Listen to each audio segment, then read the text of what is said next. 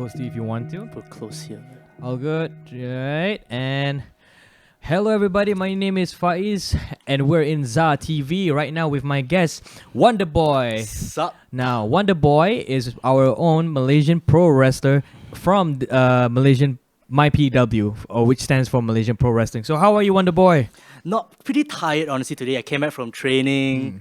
All exhausted, but I have to be here. It's good to catch up. It's nice. Okay, It's just for people who don't know, at one point I was a pro wrestling trainee. So we met at that time because I think back in 2018 or 17, I couldn't remember. 2008 was 17, I think. 17. Oh yeah, 2017. Yeah. So Late 2017, I think. I forgot. because he went to because we had our own boot camp at that time. So he went into March and I was in August. So we're like 5 months apart. So by the time I remember by the time when we got there, I went in and I remember I saw you just doing all the backflips. Yeah, I still remember that. And then you were sitting there, and then I was having a graduation match, I think. Yeah. The mood song. So it was memories. It was cool because at that time it kind of like got me my eye open. Like, oh my god, this is what we're gonna do. It looks painful. Yeah, it is. So wait, I just want to squash all this. For people who watch pro wrestling but they don't know how it feels exactly inside the ring. So as someone who's a pro wrestler, can you explain to them what it's like? I'm talking about the ring mats, the one that we bump into, and bump is the move that you basically fall on your back on the mat. So can you describe to the audience, how does it feel like to, Oh, this to slam yourself into the mat. Yes. Well, the ring is wood, and you're forcing yourself into the ground. So obviously it's gonna be painful. And what was the worst? Like, have you ever had a bad bump before in your life before? Oh, a lot. I've always remembered when I was younger, always being stupid practicing moonsaults without the crash mat. And sometimes I would practice it on my friends. Sometimes I would land wrongly. And I was one of the victims as well, if you could recall. So I remember that very clearly, and I felt very bad. So at that time, I remember so he wanted to try one of the moves where I think so basically in the wrestling ring, you had three ropes, and it's a square. So where at one point he said, hey, I want to try jump in the middle rope and then just do a backflip And land on you. And land on me. And I trust him from the beginning because he's been doing this for years. But the problem is when he put me in the ring, it was so far that I thought you overestimated, but then I thought maybe you could bounce there. That's what I thought too. And what happened was just backflips, and I think your knee landed on my... And I was like, oh no, oh no. But that's the price that we pay for coming into pro wrestling. Now, so you're still young. You're 21 this year. Yeah.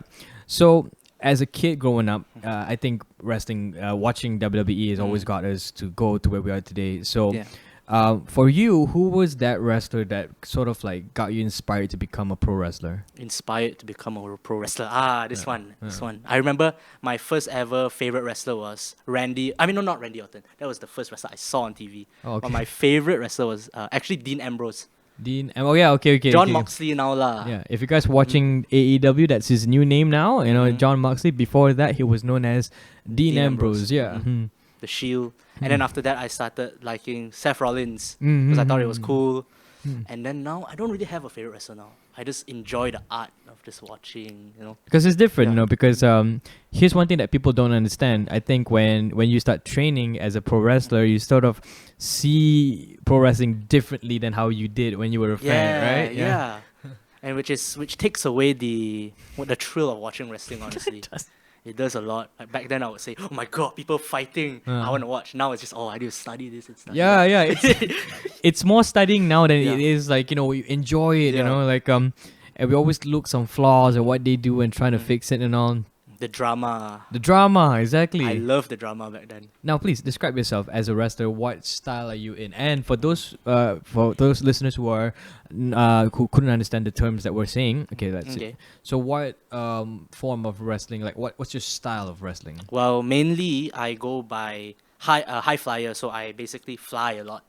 But now also I'm trying to adapt more of a brawler style. So can you describe to the audience what example that you can give for a high flyer? Oh, doing backflips, front flips. So someone like Rey Mysterio. Yeah, Rey Mysterio, Eddie Guerrero, Will Ospreay. So basically, all the guys who's doing all those high what was that thing, high risk moves. Yeah, high risk, high reward. So why do you want to transition from being a high fly to a brawler? Well, ever since I developed what I became the Wonderboy, I realized I need to be more aggressive. So obviously, beating people would be more suitable. But also, I would throw in high flying here and there just to do athletic shit just because I can. I think when we first got in here, other than I think you're familiar with the name Eman the Kid. I think when I first was aware of MYPW, the one that you guys are in right now, he was one of the high flyers, and I think you would if people would like to talk about Malaysian Pro Wrestling and high flying, I think your name would pop up as well next to Eman the Kid. Yeah. Right. So. Have you ever had a match with him before? Yes, I had one match with him back in 2020 at this MyPW event called Wrestle Nation 2. We were in the main event, and I won. So it was pretty shocking. It's like, I won. Against the golden boy, was it? Yeah, the golden boy. Because like back then when I was younger, he was actually when I first found out about Malaysian wrestling, Eman was actually the first person that I saw, I watched, and I was like, oh, this is cool. Maybe one day I'll join and beat this guy.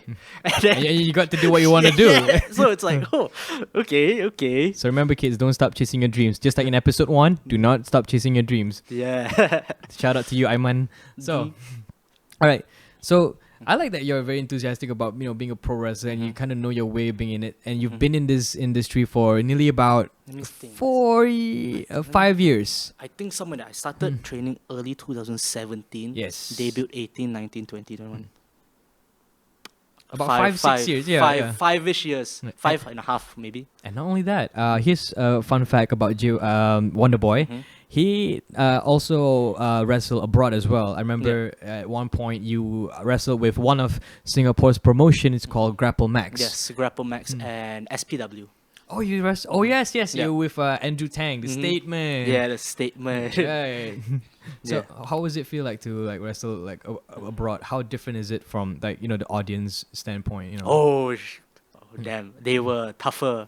What, the Singaporeans? Yeah, they were tougher. They would chant like I remember seeing people chant, hearing people chanting Najib, Mahathir, Satu Malaysia. So all those political stuff.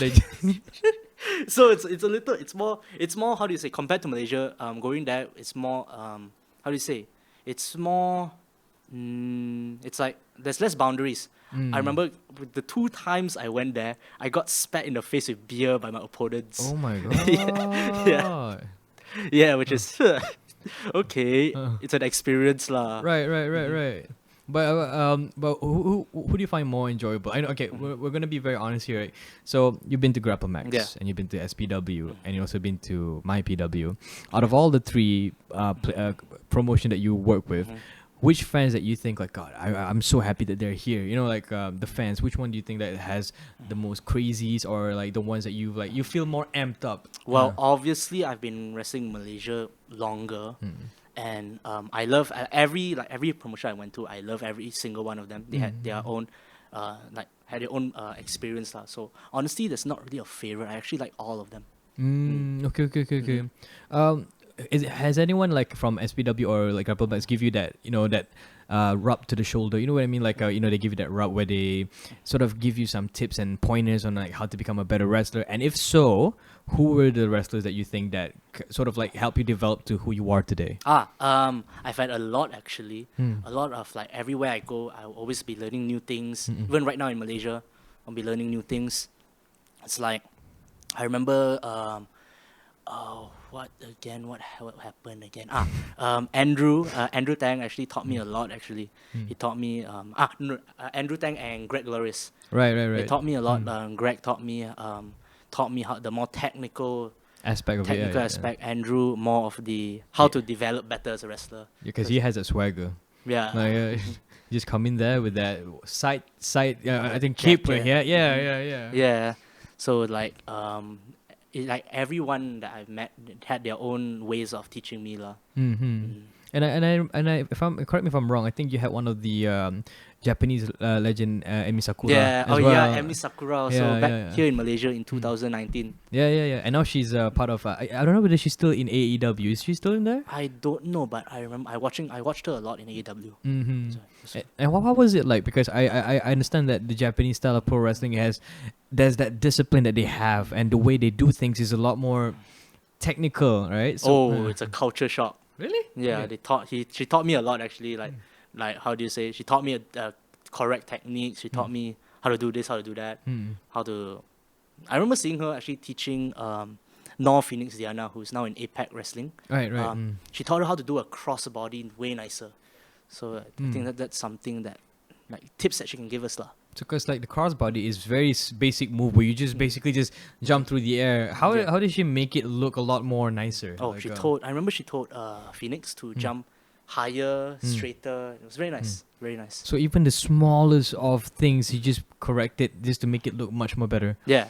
Was there any other moves that she taught you guys that takes time for people to progress? Oh, even the simplest of things just simple grappling, right? There's so much to it that sometimes you don't even realize it until she tells you.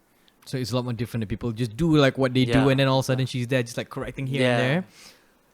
But it's kind of cool though, because like the Japanese style of pro wrestling, I guess for those of you fans who watch, I think NJPW, New Japan Pro Wrestling, All Japan Pro Wrestling, if you see the style, it looks very aggressive. You know, it looks painful. It doesn't look dramatic, to the point where it looks like an actual sport. You know, like they're physically just wanting to hurt people. And was that how it feels like with her? Like have you ever felt any of her strikes before with you? Oh well, when she I remember when she put a arm wrench on me, it hurt. It hurt. She did it on purpose to make me feel the pain. Oh, that's. I mean, she seems like a very sweet lady, though. Yeah, she is. Like, She's very nice. But don't be fooled. That sweet old lady can whoop your ass. Yeah. Yeah. So right now, as so you've been in this industry for quite some time, right? What are the ups and downs for you? Wow, there's a lot ups. You gain more confidence. You gain more athleticism. How do you say that word? I forgot. You become more athletic. That's what I meant to say. You gain just confidence in general. Right. Downs. So the body, the the body takes a toll on you.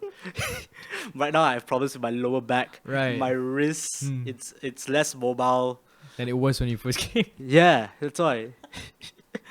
But that's the thing. What most people don't understand is like, of course, people like to say that pro wrestling is a scripted sport, but don't be fooled when you get your bumps. Let's say when we had matches, and I remember like we had some few events that we share as well. Even though I never get the fortunate to have a wrestling match with you, I wish I did. We wish we did, yeah. But then I think injuries got the better of me. So I remember back then, where we had a show, and the next day we always sit down and we always feel the strain on our necks, on our backs. Especially training. If you haven't come for training in a while, you'll feel it the next day. And people don't realize how often that is. Yeah. Not showing up for training. It's so painful, man. The neck is the scariest one.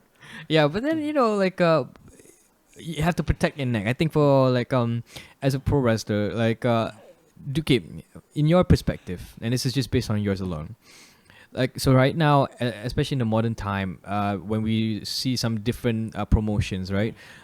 We only see promotions like WWE where they emphasize so much on the size of the body, right? Everybody there is either you're jacked, you're muscular, or at least some point you look superbly athletic. Yeah. Now, a lot of promotions around the world, especially in the indies, you see less and less people who have, I wouldn't call it like a beautiful aesthetics, but I'm just saying that they look like, they look intimidating, right? Yeah. So in your perspective, does having the right physique matter in pro wrestling? For me, just for my own personally, I think it is important to have a believable physique especially when you're wrestling, because when you're going into a what is it? You're going into the you want to give the crowd a good impression that like you cannot just look like you can get beat up by a crowd member. That's what I was trying to say. So but that makes sense. That makes sense. That's yeah. why. So obviously, like, it's better to train harder.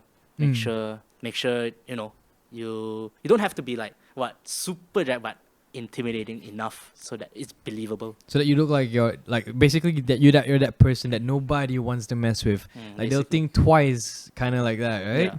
But for you right now, who do you think is the most intimidating wrestler right now? Right now. I will ask you, and if you follow up with the all-time most intimidating. If I would give you my answer right now, who scared me right now is probably Brock Lesnar. I think that everyone could agree with that. Yeah. Out of all time for me, I wouldn't say Brock Lesnar. I think Umaga scared the day life out of me for years. That is true. I think a person that really intimidates me when I see, I think is Minoru Suzuki.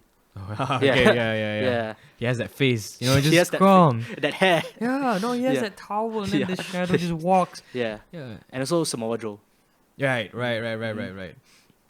But sometimes when you see him, he comes off as very friendly. I mean, depending on who he talks to, right? Yeah.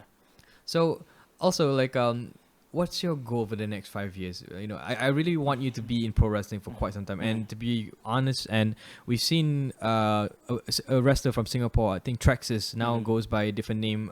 Dante Chen. Dante Chen, right. So they see the first ever Singaporean pro wrestler in WWE, which I think, and this is just my point, like, you know, perspective. I just really want to see someone from, you know, Malaysia to step foot in WWE, and you're still young, and I think you have so much time, and I think the chances of you going there is just the same as Traxxas, and that's just my personal point of view.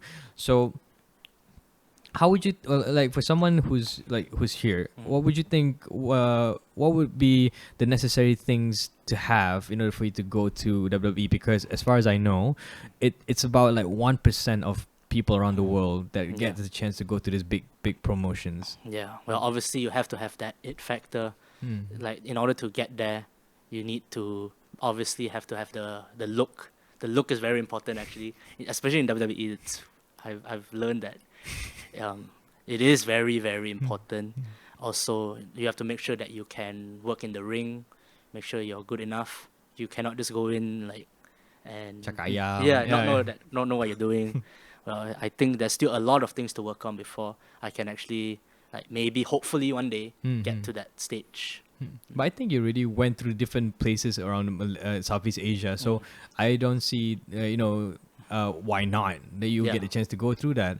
And no matter what it is, whether it's Impact Wrestling or whether it's AEW or WWE, if you manage to get there, boy, I think the whole country would salute you, and I think we'll be very proud. Yeah, it'd be very nice, actually.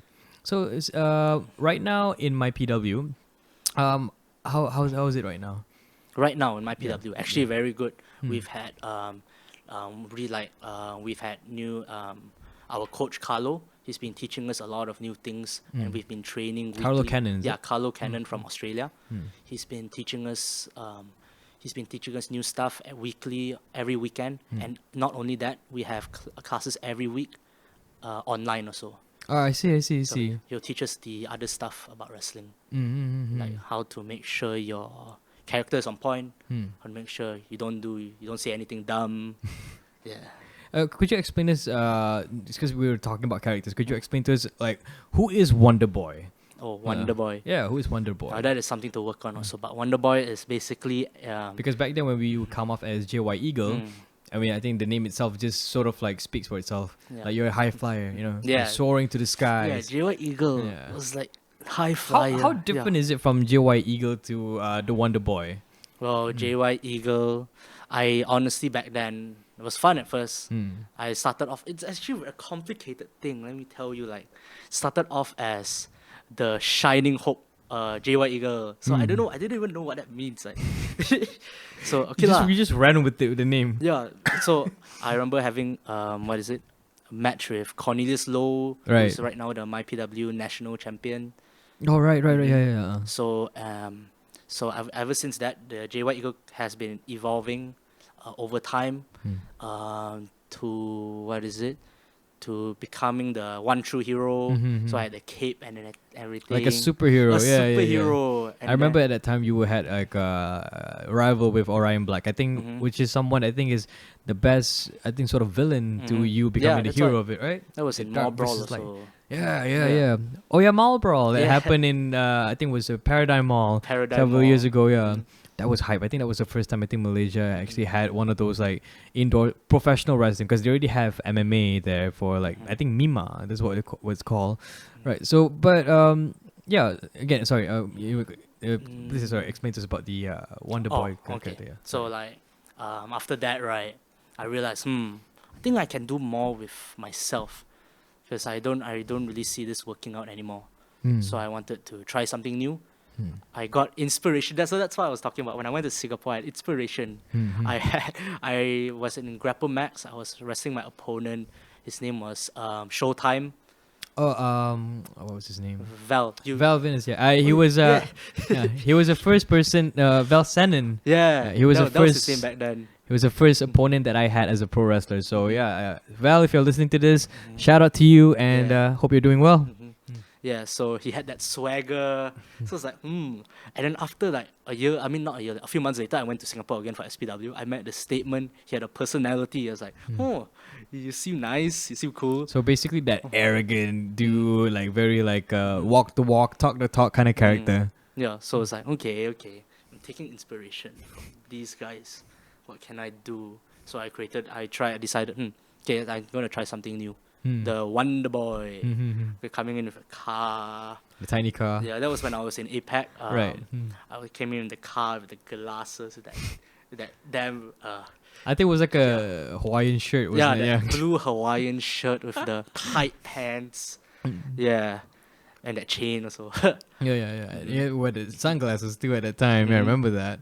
By the way, for those of you guys who are watching, if you guys want to see any of Wonderboy's matches, you can catch it up on YouTube. You can search for his name, whether it's JYE, that's letters JYE, or The Wonderboy, or JY Eagle. Yeah, you can check that up, and you'll see all the matches from MYPW to APAC Wrestling, all the way to Grapple Max. Yeah, that's me trying to hook you up. You know, wow, who knows? Nice. Yeah. If anyone's watching, you're new to pro wrestling, let this guy be the first person. So yeah. So coming back to now, so the character, is it important for like a wrestler to just sort of switch up to new characters every now and then? Actually, I don't really think so. It just depends on what works with you, honestly. Personally lah. It's like this works, then this works. And I honestly didn't think the JY Eagle was working anymore. Because I remember the crowd was booing. Really? Once when I beat Eddie Power. Oh, yeah. So it's like, oh, okay. I wasn't getting much of a reaction. Okay, maybe I'll try something new. I'll just try to be an ass now. It's just like Chris Jericho, I think. I think he's one of the masters who actually change up every minute. You know, he become Y2J, then he becomes, I think, that move, the rock star, and then he became the list of Jericho. Yeah. Yeah. So he managed to just switch it up That's why I'm inspired by him, because he can change, he can adapt to every situation. But those kind of things is not easy though. It's never easy. It's not easy. Yeah. It's really not. But I remember you were doing actually pretty good back then. Was I? Yeah, the bully squad. I would hear people cheering for the bully squad. Okay, for those of you guys who don't know what he's talking about, so back then, when I was a pro wrestler, at that very short period of time, I was in this was it faction or stable? Faction. Was it faction? Okay, so we're in a faction called the Bully Squad. So basically, we're like school bullies. The three of us, me, Hendo Remy, and also Sam Bunk, and we basically got our butts kicked every day, and people enjoyed it somehow. So, and unfortunately, I couldn't continue on because of the injuries that I had. But if I don't know how the situation is with them, because I haven't seen them for so long. But if you are watching this, here's my regards to you, and I miss you guys, and I hope one day you guys can come to the show. Yeah. I think I was I would say I was one of those mid card guys, you know, who wasn't really up there. I guess, but people loved you guys. You guys are called the Bully Squad, but people would be there, and no one ended up bullying us, guys. Yeah. It's very crazy actually. It's ironic. Yeah, it's sorry. Yeah, you know, a fun fact about that was at one point I thought our character was a bit still, because we're still in the conversation of adapting ourselves, right? So I wanted to, like, for us to get more into deep with the characters with Bully Squad, because we were becoming at school bullies. So we thought of like sort of have this custom made like baju sekolah, seluar sekolah, you know, trying to make sure look like we're too, you know, and we didn't have the budget for that, so we just stick with what we know. But yeah, I think Hendo is still wrestling right now, if I'm not mistaken. Is he? Is he? Yeah, he is. APAC Wrestling, is he? Yeah. I hope he's doing well, you know. Same. So what's next for JYE? Sorry, what's next for Wonderboy? Sorry, I've known you for that name. I go by many. But what's next? Actually, surprising that you say that is because on the 21st of May, this coming month, we are going to have me and Cornelius Lowe and debuting Mouse Karu. We're going to be heading to Singapore for a grapple match show called Fight Club 3. Oh, okay. Yeah. Oh, are the tickets still available to go to the show, or? Yeah, they should be right now, actually. Oh, okay. So it's kind of like a versus, or is it just like a team up together? We cannot say much just yet. You cannot say much just yet. So I'm not gonna spoil anything. Yes. So yeah. Oh, I was about to say something there. Don't go Tom Holland on us, bro. Don't do that. that's Don't do that. No. For all you know, you're gonna get buried once you step foot in Singapore. So who will you be facing on that day when you're there? On the website, actually, it has been advertised that I'll be going against Singapore's Grapple Max's. Right now, he's called Crypto Bro LK, who goes by the name of Lady Killer back then. The Lady Killer. Oh, okay, the Lady Killer. Yeah. Fought him too. Yeah, I fought him too. His Yeah. debut. Yeah. I remember him. I think he was the pioneer as well for Grapple Max. Yeah, him he and is. Great Glorious as well, right? So, yeah, I think we're gonna have a great match. I think I had so much fun when I had to wrestle with Val and also with Lady Killer. Crypto Bro, is it his name? All right, The cool. Crypto Bro. So I'm guessing that the name was like something about cryptocurrency. Yeah. I see his Instagram all the time. Every day, it's always about cryptocurrency. So nice. But we're really looking forward to you for that match to happen, and Yeah. I think me, just like everybody else in Malaysia, we're supporting you from the back, and we hope that you make us proud because you've been carrying the Malaysian flag for quite some time, Yeah. right? Thank you very much, man. And well, I guess that's all that we have today. And again, Wonderboy, thank you so much for coming. Thank you. And please just hit me up. We're friends. So. Yeah, that's right. It's like. So this is ZA TV, and this is the Wonderboy signing off. Thank you for listening. Thank you. Hey.